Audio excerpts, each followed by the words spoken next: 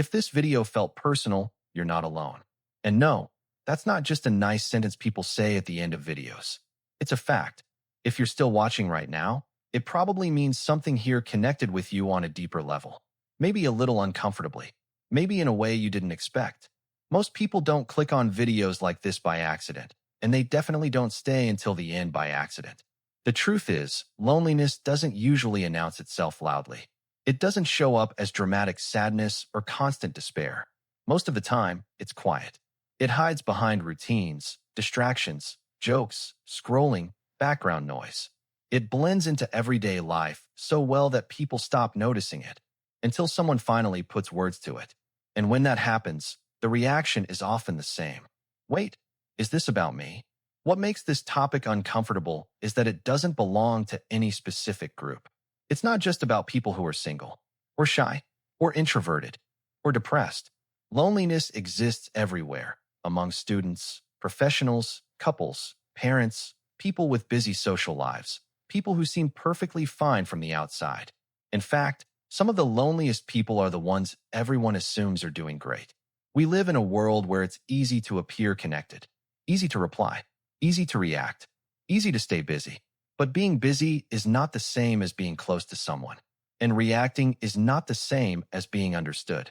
Most people don't feel lonely because they lack people. They feel lonely because they lack moments where they can be fully themselves without performing. And that's exhausting. Think about how often conversations today feel like maintenance instead of connection. Small updates, polite reactions, safe topics. Nothing wrong with that. But when that's all there is, something important is missing. We rarely talk about how hard it is to admit loneliness. Because the moment you do, it feels like you're confessing weakness. Like you're saying you failed socially, emotionally, or personally. So instead, people joke about it, or ignore it, or tell themselves it's temporary, or distract themselves until the feeling fades, only for it to come back later. Usually at night, usually when things finally get quiet. And here's the uncomfortable part.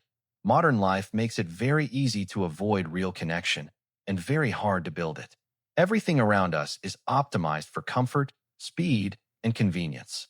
But connection is slow. It's messy. It requires effort, patience, misunderstandings, and sometimes rejection. It requires showing up without knowing exactly how things will go. That's why so many people choose the safer option, staying emotionally guarded while pretending they're fine.